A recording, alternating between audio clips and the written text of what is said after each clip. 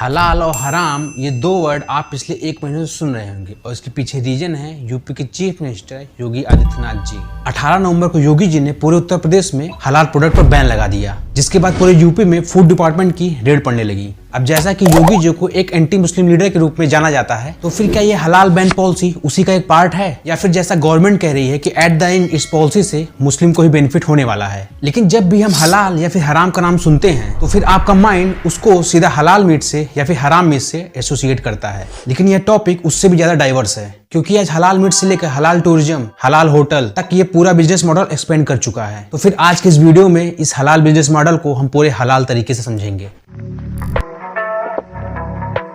इस पूरी कंट्रोवर्सी को समझने से पहले हम हलाल और हराम का मतलब समझते हैं। देखिए, हलाल और हराम ये दोनों ही वर्ड एक अरबी वर्ड हैं, जिनका एक्सप्लेनेशन आपको कुरान में मिलता है। हलाल शब्द का मतलब होता है परमिसिबल, यानी इस्लाम में जिस भी चीज की परमिशन मुसलमानों को दी गई है, फिर वो चाहे क्या खाना हो या फिर क्या पहनना हो या फिर एज अ मुस्लिम आपकी लाइफस्टाइल क्या होनी चाहिए, इस पूरे ही प्रोसेस को एक सिंगल वर्ड हलाल से एक्सप्लेन किया गया है। और ठीक इसी के जस्ट अपोजिट हराम वर्ड, यानी जिसको इस्लाम में पूरी तरीके से बैन किया गया है। हलाल वर्ड तो इतना कॉमन नहीं है, लेकिन हराम वर्ड हिंदी में एज ए कॉमनली बहुत यूज किया जाता है। हरामजादे, गादिया की गिरबान पर हाथ डाला तूने, हाथ डाल कर कलेजा खींच लूंगा हरामखोर। अगर बात करें हराम वस्तुओं की, तो अल्कोहल पूरी तरीके से मुसलमानों के लिए हराम है। और यदि किसी भी जानवर की डेथ अपने आप हो जाती है या फिर किसी डिजीज से हो जाती है या फिर उसकी मौत नेचुरल होती है, तो उस कंडीशन में भी उस जानवर का मीट मुसलमानों के लिए हराम है। Blood and it's by product, यानी डायरेक्ट या फिर इनडायरेक्ट रूप से ब्लड को इंटेक करना भी हराम की कैटेगरी में आता है। अभी तक मैंने जितनी भी हराम वस्तुओं को एक्सप्लेन किया है, उससे शायद ही किसी को प्रॉब्लम होती हो, क्योंकि सभी के राइट्स हैं कि किस फूड को एक्सेप्ट करें या फिर किस फूड को रिजेक्ट करें। लेकिन प्रॉब्लम तब आती है जब किसी भी एनिमल को स्लॉटर किया जाता है। किसी भी एनिमल को हलाल तरीके से स्लॉटर करने के लिए कुरान में कुछ गाइडलाइन दी गई है।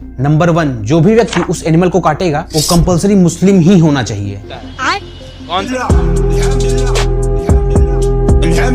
और उस एनिमल की गर्दन को कट करते वक्त अल्लाह के नाम की प्रेयर करना कंपलसरी है। और उस एनिमल का सिर मुसलमानों के पवित्र स्थल काबा की तरफ होना चाहिए। अब आप सब सोच रहे होंगे कि आखिर इसमें किसी को क्या प्रॉब्लम हो सकती है, तो फिर इसमें प्रॉब्लम है रिलीजियस डिस्क्रिमिनेशन। एक रिपोर्ट के अकॉर्डिंग पूरी दुनिया में हलाल meat market size around 202 billion dollar का है और 2030 तक इस इंडस्ट्री की ग्रोथ अराउंड 375 बिलियन डॉलर तक जाने का अनुमान है। अब ये सारे ही मीट घर में तो तैयार होते नहीं हैं, इसके लिए फैक्ट्री हैं जहां पर हजारों और लाखों की संख्या में वर्कर्स काम करते हैं। अब इस इंडस्ट्री में एक विशेष धर्म के लोगों को केवल अलाउ किया जा रहा है, और वो भी केवल इसलिए क्योंकि उस फैक्ट्री से निकलने वाला मीट हलाल सर्टिफाइड हो। मतलब इस हलाल इंडस्ट्री में हिंदू, सिख, जैन, बुद्ध धर्म को मानने वाले लोग इस जॉब में अप्लाई कर ही नहीं सकते। कहीं कहीं पर यह मेंशन है कि इसमें क्रिश्चियन या फिर जूस अलाउ हैं, क्योंकि ये सारे ही रिलीजन अब्राहमिक रिलीजन है। लेकिन इंडियन ओरिजिन के सभी रिलीजन इसमें अलाउ नहीं है। और यह बात केवल मीट तक सीमित नहीं है, बल्कि म्यूजिक इंडस्ट्री या फिर इंटरेस्ट, यानी बैंकों से या फिर किसी इंडिविजुअल व्यक्ति से मिलने वाला ब्याज, टैटूज, ऐसी बहुत सी चीजें इस्लाम में हराम की कैटेगरी में आती हैं। अभी मैंने आपको जो भी तरीका बताया, एग्जैक्टली जूस में भी यह तरीका फॉलो किया जाता है, जिसमें एनिमल की आधी गर्दन काटी जाती है, जिसको कोसर कहते हैं। इसके अलावा वेस्टर्न में नॉन रिलीजियस मेथड भी फॉलो किया जाता है, जिसमें जानवर को पहले एक स्टन गन या फिर इलेक्ट्रिसिटी के माध्यम से बेहोश किया जाता है, जिससे उस जानवर का पेन कम हो सके।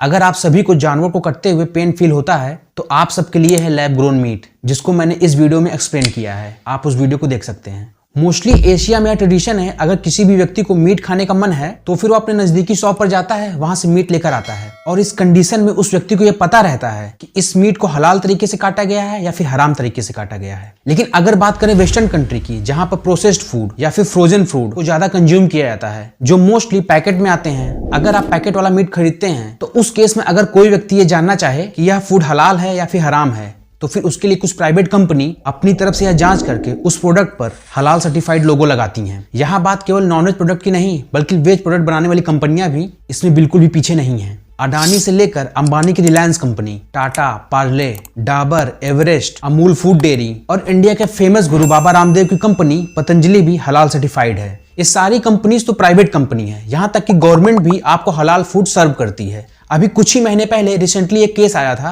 अप्रैल में वंदे भारत ट्रेन में एक कंट्रोवर्सी हुई थी, जहां पर एक पैसेंजर ने वहां पर सर्व की जा रही हलाल सर्टिफाइड टी पर ऑब्जेक्शन रेज किया था। सावन का महीना चल रहा है, हलाल चाय पिला रहे हैं। हलाल से क्या होता है? हलाल क्या होता है वो तो आप समझिए। हलाल सर्टिफाइड, ये क्या लिखा हुआ है हलाल सर्टिफाइड, ये क्या चीज है? और दोबारा ये कंट्रोवर्सी यूपी में तब शुरू हुई जब लास्ट मंथ 17 नवंबर को लखनऊ के हजरतगंज पुलिस स्टेशन में एक एफआईआर दर्ज करवाया गया और ये एफआईआर बीजेपी के ही कार्यकर्ता शैलेंद्र कुमार शर्मा की तरफ से करवाया गया, जिसमें उन 4 कंपनियों के ऊपर आरोप है जो हलाल सर्टिफिकेट जारी करती हैं और ये सभी कंपनियां ना ही सेंट्रल गवर्नमेंट से ना ही किसी स्टेट गवर्नमेंट से वेरीफाइड हैं। देखिए, भारत में जितने भी फूड मार्केट में बिकते हैं वो सारे ही फूड FSSAI से सर्टिफाइड होते हैं, जो कि एक गवर्नमेंट बॉडी है। लेकिन अकेले भारत में ही 10 से अधिक ऐसी कंपनियां हैं जो हलाल सर्टिफिकेशन जारी करती हैं और भारत में हलाल सर्टिफिकेशन की शुरुआत 1974 में हुई थी। उससे पहले हलाल सर्टिफिकेशन नाम की कोई भी चीज एग्जिस्ट ही नहीं करती थी। 1993 तक यह हलाल सर्टिफिकेशन केवल मीट प्रोडक्ट तक ही सीमित था, लेकिन 1993 के बाद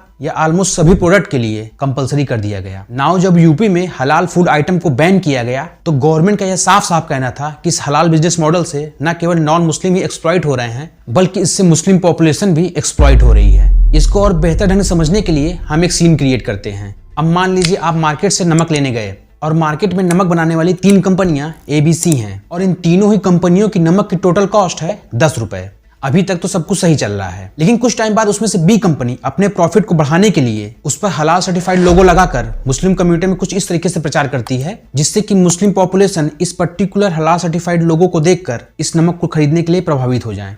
अब ऐसा भी नहीं कि आपको हलाल सर्टिफिकेशन बाजार में यूं ही फ्री मिल जाता है। एक फेमस कंपनी का एग्जांपल लेते हैं, जमियत उलमा हिंद हलाल ट्रस्ट, जो हलाल सर्टिफिकेशन जारी करता है और ये आपके सामने है उस कंपनी की रेट लिस्ट, जहां पर न्यू रजिस्ट्रेशन के लिए अलग फीस, रिन्यूअल के लिए अलग फीस, प्रोडक्ट बाय प्रोडक्ट इसकी फीस वेरी करती है। अब जो भी कंपनी इनसे सर्टिफिकेशन लेकर अपने प्रोडक्ट पर अप्लाई करेगी, निश्चित तौर पर वह A और C से अधिक दाम पर बेचेगी, क्योंकि उस कंपनी ने इस हलाल सर्टिफिकेशन के लिए अलग से पैसा दिया है। चूंकि इस हलाल वर्ड से मुस्लिम को कुछ ज्यादा ही लगाव होता है, तो फिर ये ऑब्वियस सी बात है कि मुस्लिम उसी प्रोडक्ट को बाय करना चाहेंगे। तो फिर अब इससे ये होगा कि कंपनी B की सेल में काफी इजाफा होगा, लेकिन मार्केट में कंपनी A और C भी हैं, वो अपना घाटा तो नहीं होने देंगी, वो भी सेम स्ट्रेटेजी को फॉलो करती हैं। वो भी अपने फूड आइटम पर हलाल लोगो लगाकर उस प्रोडक्ट की वैल्यू इंक्रीज कर देंगी। अब इससे मार्केट में ये हो रहा है, जो नमक की वैल्यू पहले 10 रुपए हुआ करती थी, अब इस सर्टिफिकेशन के बाद उसकी वैल्यू बढ़कर 15 रुपए हो जाएगी। लेकिन यहाँ पर इंटरेस्टिंग बात यह है कि नॉन मुस्लिम यानी हिंदू, सिख, जैन, बौद्ध को इस सर्टिफिकेशन से कोई लेना देना नहीं है, लेकिन उसके बावजूद भी उनको इस सर्टिफिकेशन के लिए एक्स्ट्रा चार्ज देना पड़ेगा। लेकिन यूपी गवर्नमेंट ने उन प्रोडक्ट को बैन नहीं किया गया है जिनका एक्सपोर्ट गल्फ कंट्रीज में होता है, क्योंकि वहां पर विदाउट हलाल सर्टिफाइड लोगों के कोई भी मार्केट में प्रोडक्ट बिकेगा ही नहीं। भारत दुनिया में सबसे बड़ा मीट एक्सपोर्टर है, यानी दूसरे देशों को हम सबसे ज्यादा मीट बेचते हैं और ये सारे ही मीट मोस्टली मुस्लिम कंट्रीज में एक्सपोर्ट किए जाते हैं, जिससे भारत को अराउंड 1.25 लाख करोड़ का रेवेन्यू जनरेट होता है। एक फेमस कॉस्मेटिक कंपनी अमारा, वो अपने सभी ब्यूटी प्रोडक्ट्स में हलाल कॉस्मेटिक साफ साफ मेंशन करती है। इवन हलाल टूरिज्म, हलाल होटल, उन सभी होटलों में दिन में 5 बार आपको नमाज का टाइम रिमाइंड कराया जाएगा। वहां पर मैन एंड वुमेन के लिए अलग अलग स्विमिंग पूल या फिर स्पा होते हैं। वो सारी ही फैसिलिटी आपको उन होटल से मिलेंगी जो इस्लाम के अकॉर्डिंग हो। लेकिन ये सोचने वाली बात है कि ये सारी ही कंपनियां हलाल सर्टिफिकेट लेना क्यों चाहती हैं। इससे पहले मैंने आप सभी को एक अमाउंट $202 बिलियन का बताया था, लेकिन वह अमाउंट केवल हलाल मीट का था। लेकिन पूरा हलाल फूड मार्केट 2028 तक $4 ट्रिलियन तक जाने वाला है। इसका अंदाजा आप ऐसे लगा सकते हैं कि रिसेंटली पूरी इंडिया की GDP पहली बार 4 ट्रिलियन को क्रॉस की थी और यहाँ पर केवल हलाल इंडस्ट्री ही आने वाले कुछ सालों में $4 ट्रिलियन को क्रॉस कर देगी। पूरी दुनिया की पॉपुलेशन का 28% मुस्लिम पॉपुलेशन है और इस साइज में बहुत बड़ा मार्केट है किसी भी कंपनी को रेवेन्यू जनरेट करने के लिए। इसलिए सभी कंपनियां अपने प्रोडक्ट पर हलाल सर्टिफिकेट अप्लाई करना चाहती हैं। वैसे आप सभी का इस टॉपिक पर क्या ओपिनियन है? हमें हलाल प्रोडक्ट अलाउ करना चाहिए या फिर यूपी की तरह अन्य स्टेट को भी हलाल प्रोडक्ट पर बैन लगा देना चाहिए, या फिर गवर्नमेंट को अपनी तरफ से ये हलाल सर्टिफिकेट देने वाली कंपनियों को रेगुलेट करना चाहिए? क्योंकि हम मुस्लिम कंट्रीज में बहुत सारे प्रोडक्ट को एक्सपोर्ट करते हैं, जिससे हमारी कंट्री को अच्छा खासा रेवेन्यू जनरेट होता है। कुछ नॉन मुस्लिम का तो ये भी कहना है कि हम सभी को खुद का एक सात्विक सर्टिफिकेट देना चाहिए। लेकिन याद रहे, 2 wrongs डोंट मेक राइट। और अगर आपको आज का वीडियो इन्फॉर्मेटिव लगा हो तो आप इस वीडियो को लाइक और शेयर जरूर करिएगा और आप हमारे चैनल को सब्सक्राइब कर सकते हैं।